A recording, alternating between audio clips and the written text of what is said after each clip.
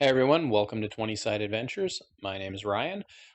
Video today, we're going to be talking about some things that are swirling around the tabletop role playing community for Pathfinder 2nd Edition. The first is recall knowledge, and a lot of GMs homebrewing and finding solutions to problems that I don't think they are there. And then also some stuff swirling around the aid action. Most importantly, coming from a video from the rules lawyer. So I kind of have a response, I suppose, and it really ties into what I think is kind of going on with a lot of these discussions around the recall knowledge feat and or action, I should say. And I think it really involves around GMs in Pathfinder, especially and maybe even a larger audience being very used to very structured way of doing things in Pathfinder, and both of these actions leave kind of a lot of wiggle room for the GM. And I'm almost curious if it has to do with GMs who are used to running modules all the time rather than building all of their own stuff. So with that, we're going to get into these two rule sets in Pathfinder, my thoughts and takes on them, and then we'll see what you guys think in the comments. Let's get into it.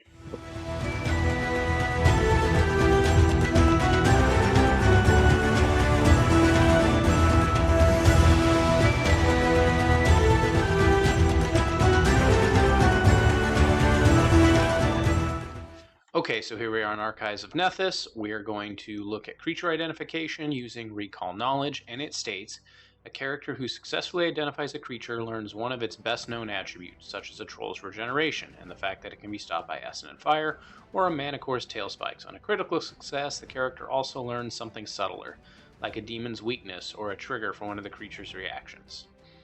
The skill used to identify the creature, blah blah blah, so it tells you what to do with it.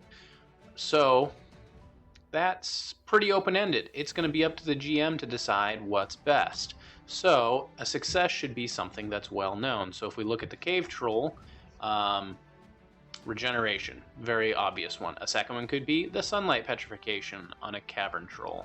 That might be well known. This is very much what's well known in your world. If you're playing in a pre-set up Galarian, what's common knowledge? What seems to be occurring? What is logical to you as the GM to give your players when they succeed on this? Now, a critical success, immune to bleed, that could be really good. Even on regular success, letting them know they have attacks of opportunity, because not everything has them. So knowing that, oh, hey, these creatures are pretty cunning. You might be careful when you're moving around them, might be a good one for this as well. So as an example, let's look at the salamander is just a template. So your player rolls, they get a success. I'm looking at this creature. It's clearly a fire elemental. Should be pretty well known that. So it's immune to fire and it has weakness 10 to cold. That's a super easy one right off the bat. Something that perhaps is a little more subtle on a critical success, that they also have armor of flames. So when you what this does when you hit the creature, you're going to get burned. So letting them know one of the abilities that the salamander has to maybe keep an eye out. So when you explain what the salamander does, like when it activates its flame, it just suddenly starts to get hotter. It's fire welling up from within inside of it. Your players then are like, oh wait, I did a recall knowledge on this. We probably shouldn't hit them now. Those are two very easy off-the-cuff looking at a stat sheet on what recall knowledge is. These are particularly vague because I think from a design standpoint, it would be ridiculous to go through and mark what recall knowledge happens on the sheet. This is very much up to the GM. Figure out what works at your table, what your players find acceptable.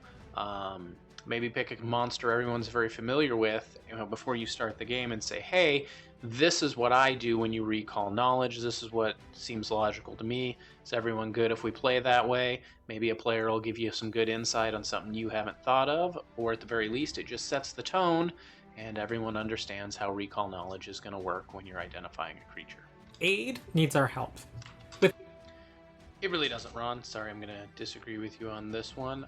So, again, a fundamental misunderstanding of this action from a design standpoint and how it's meant to be used. Check out Ron's video, watch the whole thing. He does have some compelling points, but it all comes from this standpoint of it needs to be a hard and fast rule. possibly why he's the rules lawyer, when it is clearly not designed that way. And here we'll get into this as to why. I have it highlighted already a little bit here, and that is the typical DC is 20. But when you use your aid reaction, attempt a skill check or an attack roll of a type decided by the GM, the typical DC is 20. Why is the typical DC 20? Why are we saying this? We have this lovely chart right here that tells you all of the DCs by level. So if we're writing a rule that says the typical DC is 20, this is because they don't want aid to fall into the general DC by level. And as you can see here, 20 is level 5, low end, and about middle of the road, the lowest being 14 that they prescribed, and then likely the highest of a level 20 character is being 40, with some fluff if you have something that's a little tougher than 20. So yeah, 20's for most functional reality here is the middle of the road. So they picked the middle of the road for a very specific reason. This action is designed to be up to the GM. You figure out what the DC needs to be for whatever it is they're attempting to help with. For lower levels, maybe you should lower it. Ron gives the example of busting a door open. Well, maybe a level 1 character is not that strong, and this is tough.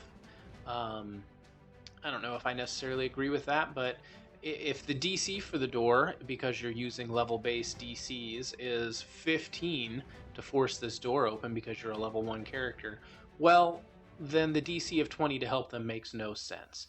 And this is one where the GM might adjust it, because if the target DC is higher than the aid action, that just doesn't make any sense. Make it a 10. There you go. Super easy. It doesn't take a lot of thought on this one, I think. It doesn't take a lot of thought reinventing what this should be or how this should work. It's very much designed not to be a static DC, and aid tasks should be by and large simpler to do, encouraging you to spend your action to help your ally get that bonus.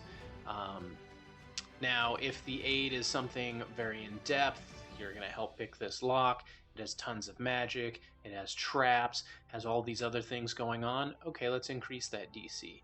You're just going to help push a boulder over the cliff. Okay, 20 is fine unless you're a lower level, then maybe adjust that DC accordingly. This is not designed to follow a static rule set. It is meant to be up to GM fiat, and for the GM to do what makes sense to encourage the players to help each other.